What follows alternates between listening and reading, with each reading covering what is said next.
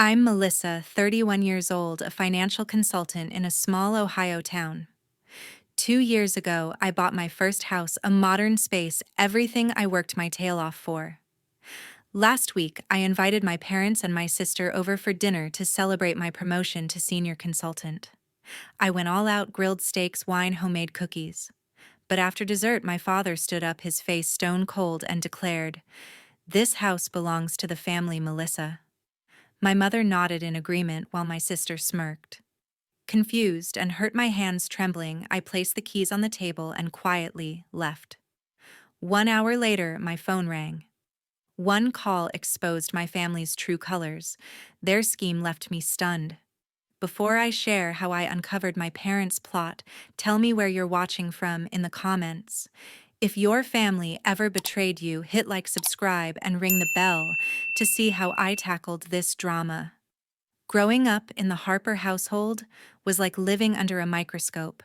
My parents, Douglas and Eleanor Harper, had rules for everything: my clothes, my friends, even what I could dream about. They called it guidance, but by my teens, I saw it for what it was: control. My father, a retired car salesman with a gambling habit, always preached family loyalty, but it felt like a leash. My mother, a homemaker, backed him up, her nods as firm as his commands. My sister Christina, 3 years older, never pushed back. She drifted through retail jobs, living rent-free in my parents' basement, always siding with them. I thought they loved me, just in their own strict way. I was wrong. After high school, I clawed my way to independence. My parents wanted me at the local community college, living at home under their thumb. Instead, I secretly applied for scholarships. When a full ride to Ohio State came through, they couldn't argue with free. Still, their disappointment stung. They made it clear I was betraying the family by leaving. Those college years changed me. I found my knack for numbers, my passion for helping people manage money wisely. I landed an entry-level job at Elliott Financial Services, working brutal hours, taking extra projects, earning certifications. By 29, I'd tripled my starting salary and saved enough for a down payment on my house, a modern 2-bedroom bought with a $60,000 loan and every penny I'd scraped together. That house was my freedom. I spent weekends painting walls, picking out furniture, making it mine. It wasn't just a house, it was proof I'd broken free from my parents' grip. They didn't see it that way. When I bought the place, they pushed me to get a condo near them, or better yet, add a wing to their house. "Too big for one person," my father said at the housewarming, eyeing the open-plan living room I'd designed. "You're throwing money away," my mother added, ignoring the custom bookshelves I'd built myself. My sister Christina just shrugged, like my success was a personal slight. I brushed it off, thinking they'd come around once they saw how stable my life was. I'd always been generous with them.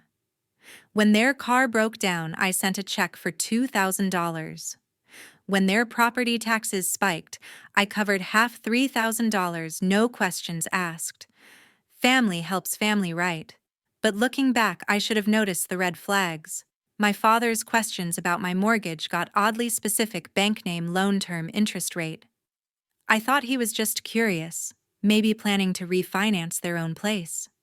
My mother started asking to store family heirlooms at my house, saying their basement was too damp.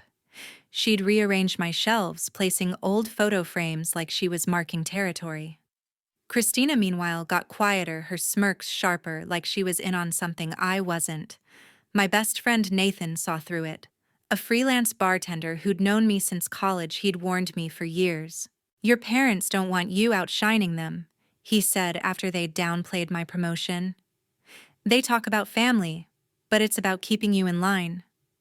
I laughed it off, saying they were just old-fashioned, that they'd warm up to my success. Nathan shook his head. "Be careful what you tell them, Melissa. They hold information like a weapon." I should have listened. I should have questioned why my mother insisted on a spare key for emergencies. I should have wondered why my father wanted to check my home insurance to save me money.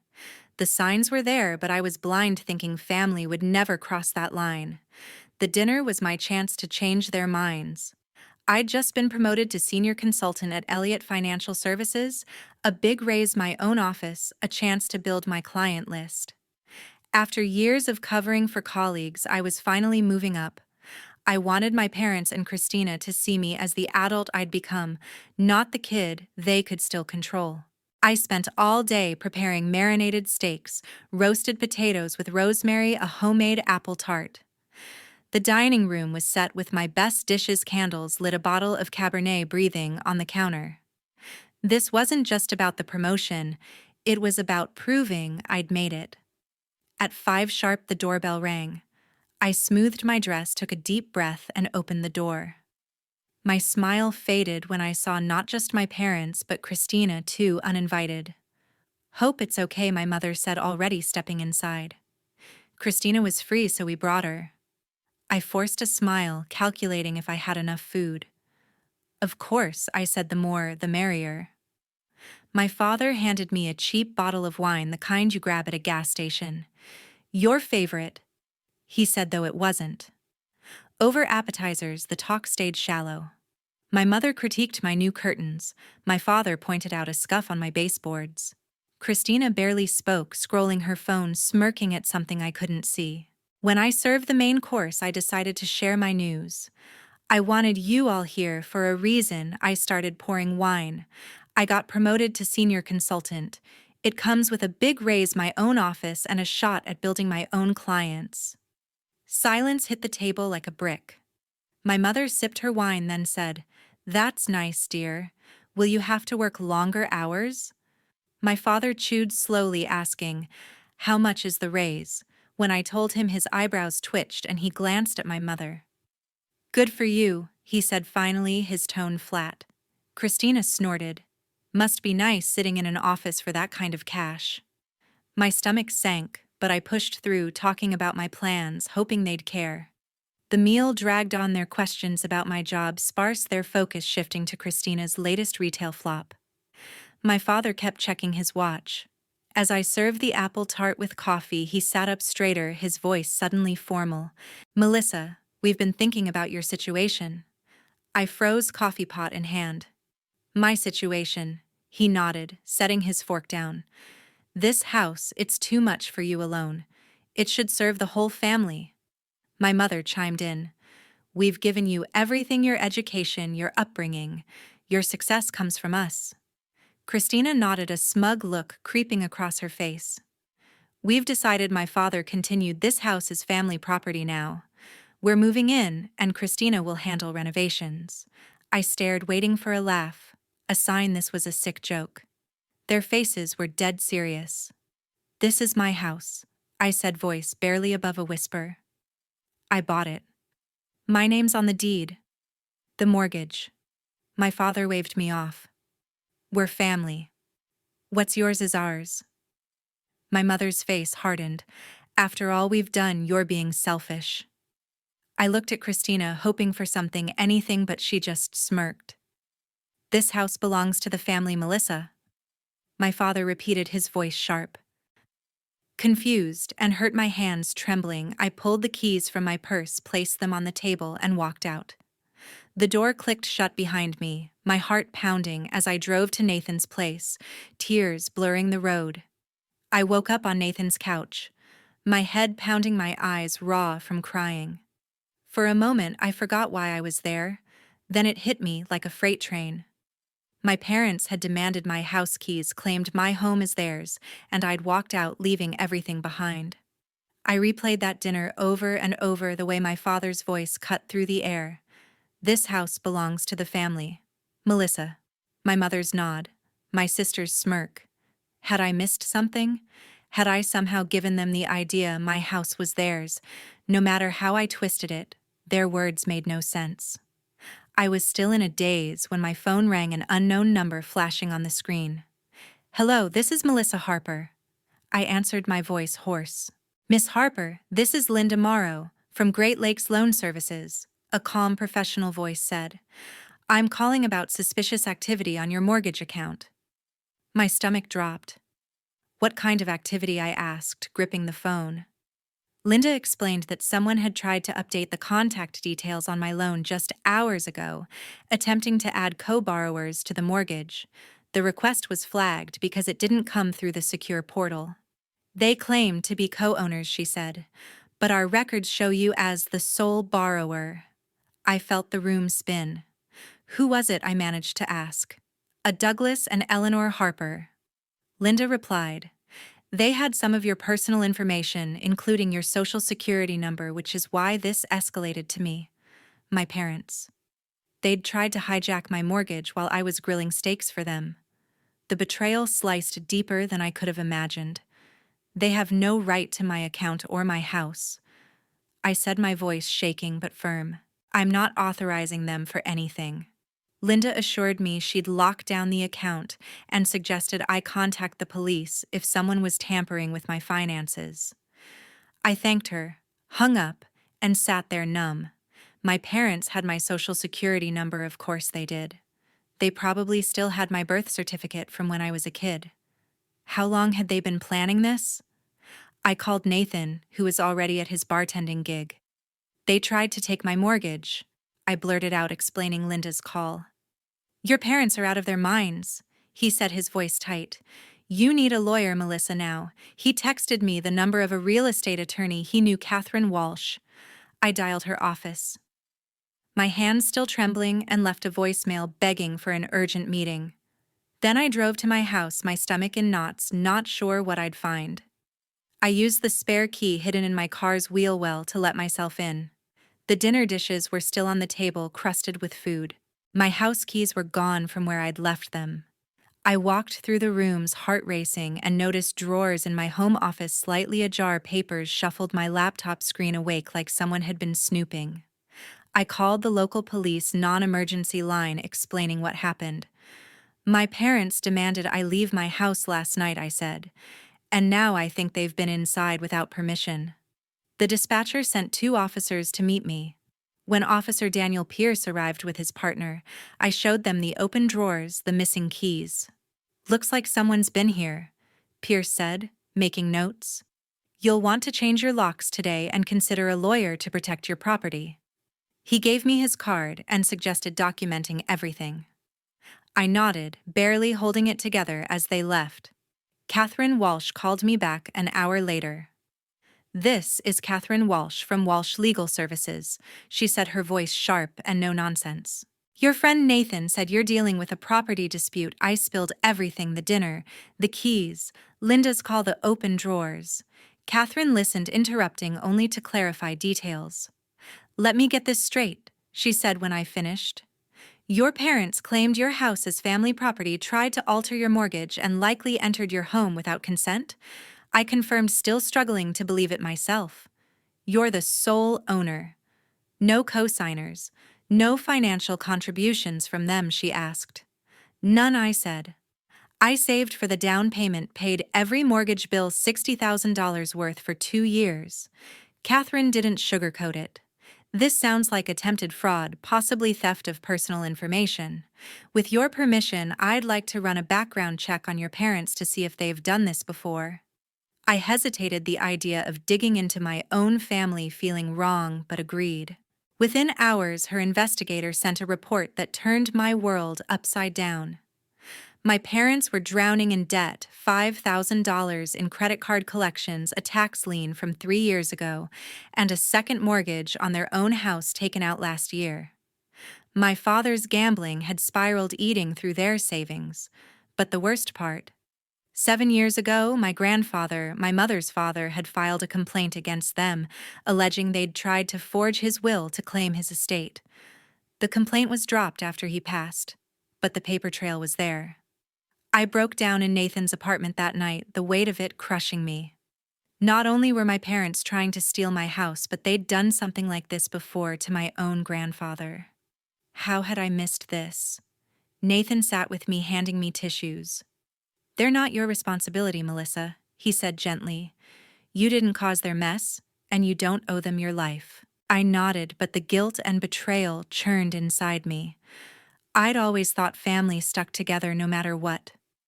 Now I saw the truth, they'd stuck together all right, but against me. Catherine laid out the next steps.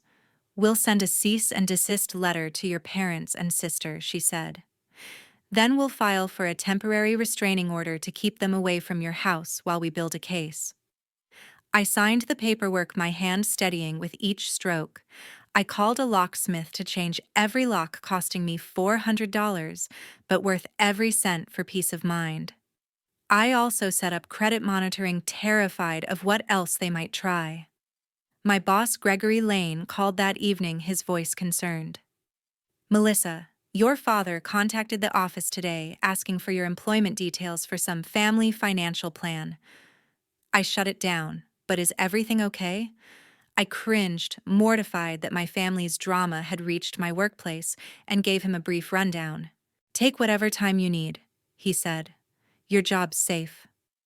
That night, I barely slept, replaying every interaction with my parents and Christina. Had their love always been a transaction? Had I been a resource, not a daughter? The thought gutted me, but beneath the pain, something else grew, a resolve to protect what was mine. I wasn't just fighting for my house, I was fighting for my life, my independence, everything I'd built. 2 days after that dinner, I drove back to my house with a police escort to check for any signs of tampering. As we pulled into the driveway, my heart stopped. My parents' sedan and Christina's beat-up hatchback were parked on the street. "They shouldn't be here." Officer Pierce told me to stay in my car while he approached the door. Through the windshield, I saw my father open it, looking annoyed but not surprised. My mother and Christina were inside moving furniture, my furniture, like they already owned the place. The next morning, I woke to a flood of notifications on my phone, texts, emails, even voicemails from people I hadn't spoken to in years.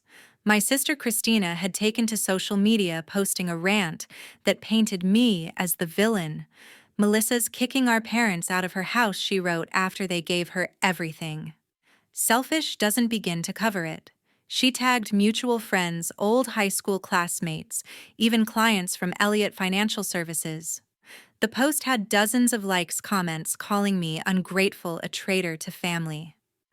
My stomach churned as I scrolled through the lies, each one twisting the knife deeper. I'd spent years building my reputation, and Christina was tearing it down in a single morning. I called Nathan, my voice shaking. "She's trashing me online," I said, forwarding him the post. "This is low even for her." Nathan replied, his anger matching mine. "You need to show this to Catherine. It's defamation." I emailed the screenshots to Catherine Walsh, my lawyer, who responded within the hour. "This strengthens our case," she said. "It's not just harassment, it's damaging your professional standing. We'll add it to the restraining order petition." I nodded into the phone, grateful for her calm, but the public shaming stung. Clients were seeing this. Colleagues, people who trusted me with their money. The attacks didn't stop there. My phone buzzed with texts from extended family, people I barely saw at reunions. "How could you treat your parents like this?" my Uncle Raymond Harper wrote. "Family doesn't drag family to court," an aunt texted. Douglas and Eleanor Harper had spun a story claiming they'd invested in my house, and I was stealing their share. No mention of their mortgage fraud attempt, no hint of their unauthorized entry. They'd rallied the family against me, turning me into the black sheep. I drafted a short reply to those who reached out. "I'm sorry, you've been misled. My parents tried to claim my house, which I bought alone. This is a legal matter now." Some backed off, but others doubled down, insisting I should settle this like family. Catherine's cease and desist letter went out to my parents and Christina that afternoon, demanding they stop harassing me and retract the false claims. I hoped it would scare them into backing off, but it only poured fuel on the fire. Christina posted again, this time with a photo of my house taken from the street, probably when they'd been inside. "This is what Melissa's hoarding from her own family," she captioned it. The audacity floored me. Nathan drove over, his face grim. "They're not stopping, are they?" he said, looking at the post. I shook my head, exhaustion creeping in. I don't know how to make them stop. Then came a call from my Aunt Deborah, my mother's older sister. I hadn't spoken to her in years. She'd always been kind but distant, rarely at family gatherings. "Melissa, I heard what's happening," she said, her voice soft but firm. "I need to tell you something about your parents." I braced myself, expecting another lecture, but what she said left me speechless. 7 years ago, Douglas and Eleanor had tried to forge my grandfather's will, claiming his small estate as theirs. Deborah had intervened, threatening legal action, and they'd backed down, but it cost her relationship with them. "They've done this before," she said. "They see your success as their lifeline. I should have warned you sooner." I sat there, stunned, the pieces falling into place. My parents weren't just desperate, they had a history of manipulation. "Why didn't you tell me?" I asked, my voice breaking. Deborah sighed. "I thought you'd want to believe the best of them. We all do until we can't." Her words hit hard, echoing Nathan's warnings. I thanked her, promising to keep in touch, and forwarded her story to Catherine. "This is gold," Catherine said. "A prior attempt at fraud bolsters our case significantly." She filed for a temporary restraining order the next day, citing the mortgage tampering, unauthorized entry, social media harassment, and now the history of fraud. The court date was set for the following week, and Catherine prepped me for what to expect. "Your parents will play the victim," she warned. "Stick to the facts, don't let them pull you into an emotional fight." The days leading up to the hearing were hell. I could barely eat my sleep, fractured by nightmares of losing my house. Work became a struggle. Clients asked about the posts, their trust in me shaken. Gregory Lane, my boss, was supportive, but I hated that my personal drama was bleeding into my career. I installed security cameras around my house, costing me $800, but the peace of mind was worth it. I also changed my email and phone number, filtering messages from my family's accounts. The harassment didn't stop. Anonymous notes appeared in my mailbox, scribbled with phrases like, "Family comes first and you'll regret this." I reported each one to the police, but without proof of who sent them. They could only file reports. The night before the hearing, I got a text from Christina. "You're tearing this family apart," it read. "Mom and Dad just want what's fair. Drop the lawyers or you're done with us." I showed it to Catherine, who added it to our evidence file. "Classic guilt tripping," she said. "They're trying to make you feel bad for protecting yourself." I knew she was right, but the words stung. I'd grown up believing family was everything: holidays, birthdays, shared memories. Now those memories felt tainted, like a lie I'd been fed my whole life. The county courthouse was all cold marble and echoing halls. I arrived early with Catherine, dressed in a navy blazer, my hands clutching a folder of evidence. My parents and Christina walked in with their lawyer, a slick guy named Thomas Reed. Douglas looked smug in a worn suit, Eleanor fragile, clutching a tissue. Christina stood close, glaring at me. They avoided my eyes, but I caught Eleanor's glance, quick, almost guilty, before she looked away. Reed approached Catherine before the hearing, offering a deal. "My clients are willing to drop this misunderstanding if Miss Harper agrees to mediation and shares access to the property," he said smoothly. Catherine's response was ice cold. "Your clients attempted fraud, broke into her home, and are now harassing her online. We're proceeding with the restraining order." When our case was called, we entered the courtroom. Judge Patricia Coleman, a stern woman in her 60s, reviewed our petition. Catherine presented our evidence methodically: the loan company's statement about the mortgage tampering, the police report from the unauthorized entry, Christina's social media posts, the threatening notes, and Deborah's account of the forged will. We're also submitting text messages from Christina Harper, attempting to coerce Miss Harper into dropping legal action, Catherine added, handing over the latest text. My parents' turn came, and they put on a show. Eleanor dabbed her eyes, saying, "We only wanted to help Melissa. She's always been reckless with money." Douglas leaned forward, voice earnest. "We raised her, gave her everything. This house is a family investment, we're just protecting it." Christina chimed in. "I was just defending my parents. Melissa's the one cutting us off." Judge Coleman's questions were sharp. "Did you contribute to the house purchase?" she asked Douglas. Not directly, he admitted, but we made her who she is. The judge's face stayed neutral, but her tone grew pointed. And the mortgage, tampering, the unauthorized entry. Their lawyer stumbled, claiming it was a miscommunication. By the end, Judge Coleman had seen enough. She granted the temporary restraining order barring Douglas, Eleanor, and Christina from coming within 500 feet of my house or workplace for 90 days. The evidence suggests a pattern of attempted financial control and harassment, she said. Miss Harper has the right to protect her property. As we left the courtroom, Eleanor called out, "Melissa, we're your family." I kept walking, Catherine's hand on my elbow, but the words echoed in my head. The legal win should have felt good, but it didn't. It was just the start of a bigger fight. The temporary restraining order was supposed to draw a line, but it only made my family double down. The morning after the hearing, I woke to an email from a client forwarded by my boss, Gregory Lane. It was a vicious message sent from an anonymous account claiming I was unstable and mishandling client funds. My heart sank as I read it. Douglas and Eleanor Harper had crossed a new line targeting my career. Gregory called me right away. "Melissa, this is nonsense," he said, his voice firm. "I know it's not true, but we're flagging it for our legal team as defamation." I thanked him, mortified that my family's drama was now infecting my work. I forwarded the email to Catherine Walsh, my lawyer, who added it to our growing file. "This is escalating," she said. "We need to push for a permanent restraining order." I couldn't shake the feeling of being watched. The anonymous notes in my mailbox kept coming. "Family sticks together," one read. Another, "You can't hide from us." I reported each one to Officer Daniel Pierce, who'd helped me before, but without fingerprints or proof there wasn't much he could do. I invested $1,000 in a full security system, cameras covering every angle of my house, motion sensors, the works.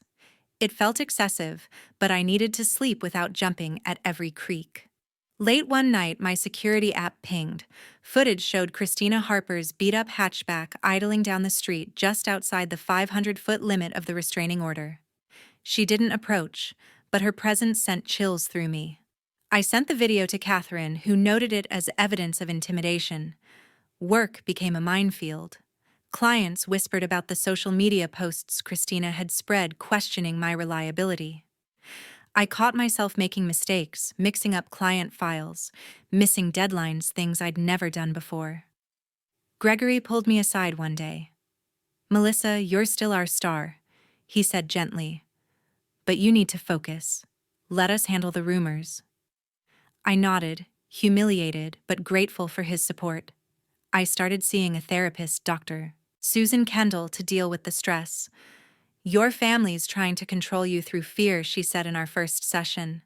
"Setting boundaries isn't just about laws, it's about reclaiming your peace." Her words stuck with me, but peace felt miles away. The harassment took a darker turn when my credit monitoring app flagged an attempt to open a credit card in my name. The address listed was my parents' house, and the IP traced back to their internet provider. I forwarded the alert to Catherine, who was livid. "This is identity theft," she said. "It's a crime, and it's going in our case file." I called Officer Pierce again, who filed another report. "You might want to freeze your credit," he advised.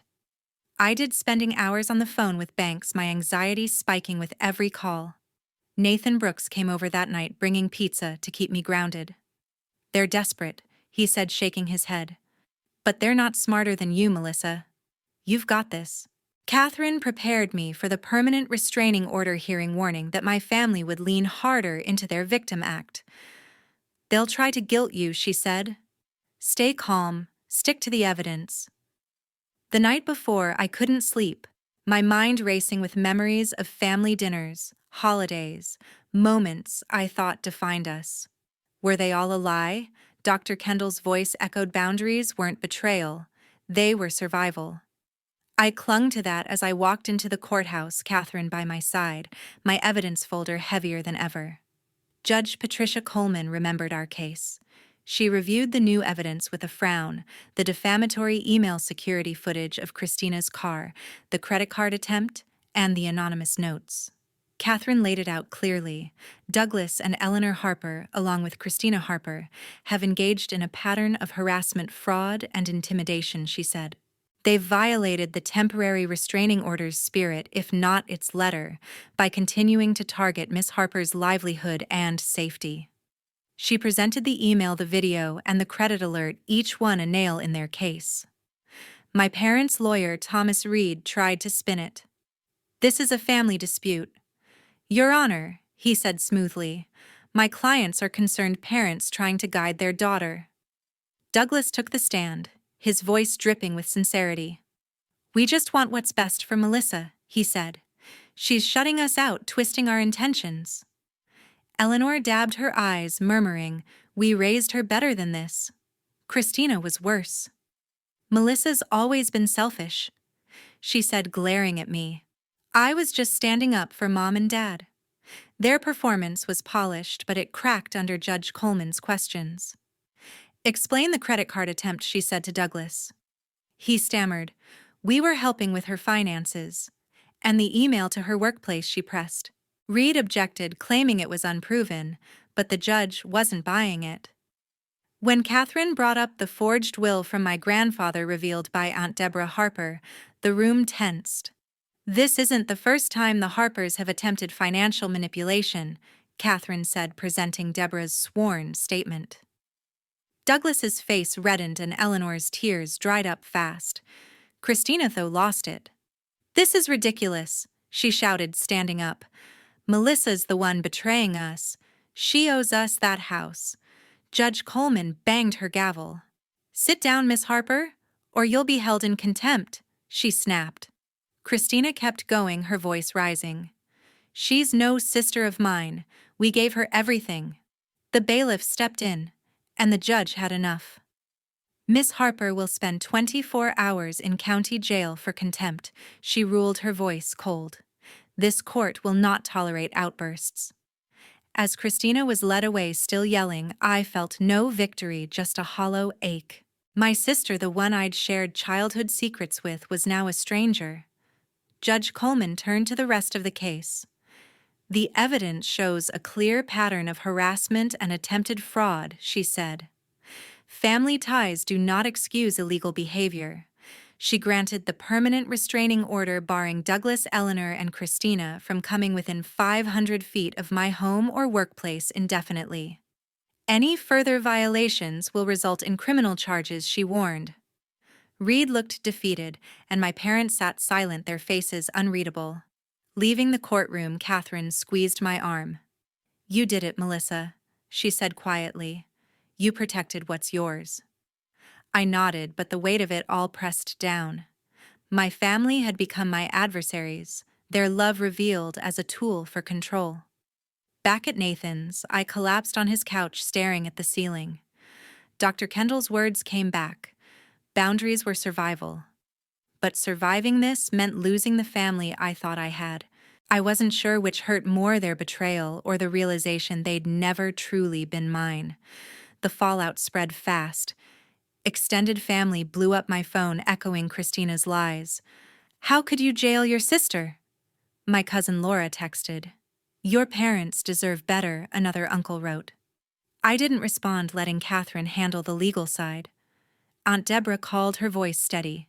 You did the right thing, she said. I lost them years ago when I stood up to their schemes. You're stronger than I was. Her support felt like a lifeline, but it didn't erase the pain.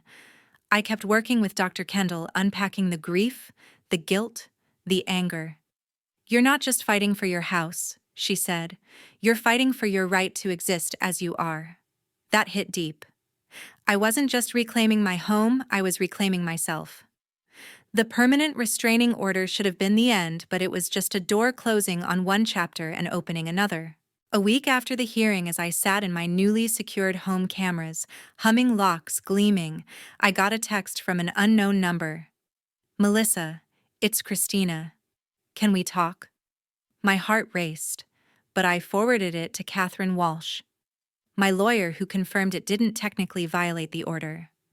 Let it go, unless she pushes, Catherine advised. Focus on you. I wanted to ignore it, but something stopped me. My sister Christina Harper had been part of the betrayal, but her outburst in court lingered in my mind, not just anger, but desperation. Against my better judgment, I agreed to meet, but only with Catherine present in a neutral place. We met at a quiet diner, Catherine by my side, and Christina with a new lawyer, Lisa Bennett, a family mediator. Christina looked different, smaller, her eyes tired, no smirk. "I'm sorry," she said, her voice low. "I was wrong. Mom and Dad, they pushed me into it, but I should have said no." I stared, waiting for the catch, but she kept going. "I was jealous, Melissa. You built something real and I didn't.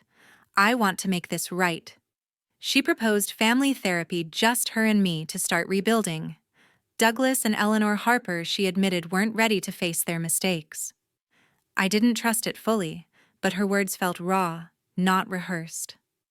"I'll think about it," I said, my voice steady. "But only if you're serious, no games, Christina." She nodded and we left it there. No promises made. Catherine approved of my caution. "You set clear boundaries," she said as we walked to our cars. "If she follows through, that's progress. If not, you're protected." I discussed it with Dr. Susan Kendall, my therapist, who saw it as a chance for closure. "You don't have to forgive her," she said, "but engaging on your terms shows strength, not weakness." After days of wrestling with it, I agreed to therapy with Christina, but only after she started individual sessions to prove her commitment. I kept my distance from Douglas and Eleanor. They'd sent no apology, no sign of change. Their silence spoke louder than their courtroom tears. Reclaiming my house became my focus. The place I'd once loved had felt tainted, every room echoing that awful dinner. I hired contractors to renovate, spending $3,000 on a new kitchen, white cabinets, quartz counters, my design. I repainted the walls a soft blue, swapped out furniture, hung new art. Each change erased a piece of the betrayal, turning my house back into a home. I added a small office space, planning to host free financial workshops for young women in my community, girls like me who needed to learn money wasn't a trap, but a tool. The idea came from Dr. Kendall, who'd helped me see my story could help others. Work steadied me. My promotion to senior consultant came with new challenges, but I thrived mentoring younger colleagues. One, Emily Parker, confided about her own controlling parents. "Seeing you stand up gives me hope," she said. I didn't share all the details, but my story had spread at Elliott Financial Services, and colleagues opened up about their own family struggles. What I'd hidden as shame became a bridge to connect. Gregory Lane, my boss, called me into his office a month later. "Your resilience through this mess impressed the higher-ups," he said. "We're eyeing you for a director role next year." The irony wasn't lost on me. My family's attempt to ruin me had pushed me further up. Nathan Brooks became my rock. He'd show up with coffee crack jokes and remind me I wasn't alone. "You're building a new family," he said one night, gesturing to the friends filling my living room for a game night. Aunt Deborah Harper, who'd stood by me, joined too, bringing her famous pecan pie. "I'm proud of you," she whispered, hugging me. "You didn't just survive, you rebuilt." Her support, Nathan's loyalty, even Catherine's steady guidance, they were my chosen family, bound by respect, not obligation. The holidays loomed, a time I'd dreaded. Nathan invited me to his family's Thanksgiving, and for the first time I felt what family could be: no tension, no hidden agendas, just laughter and warmth. I hosted a small Christmas gathering at my house, now fully mine again, with Nathan, Deborah, Emily, and a few others. The workshops launched that winter, filling my office with eager faces, women learning to budget, save, invest. Each session healed a piece of me, turning my pain into purpose. 6 months after the hearing, Christina reached out again, confirming she'd started therapy. "I'm trying, Melissa," she wrote. "I want to be better." I agreed to a joint session, setting strict rules: no talk of money or the house. Dr. Kendall guided us, and it wasn't easy. Christina's guilt clashed with my hurt, but it was a start. Douglas and Eleanor remained distant, their financial troubles worsening, according to Deborah. They'd refinanced their house again, but I felt no guilt. Their choices weren't my burden. One evening, I found an old family photo me Christina Douglas Eleanor smiling at a picnic years ago.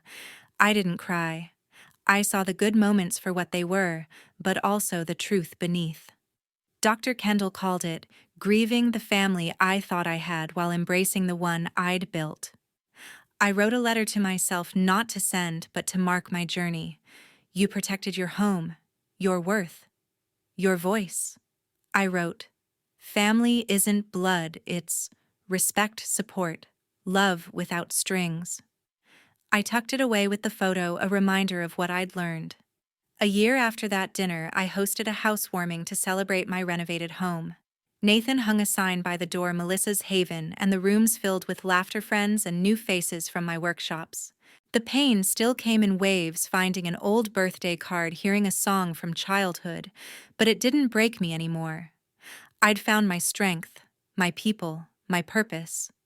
My family had tried to take everything, but they'd given me something greater, the courage to define my own life.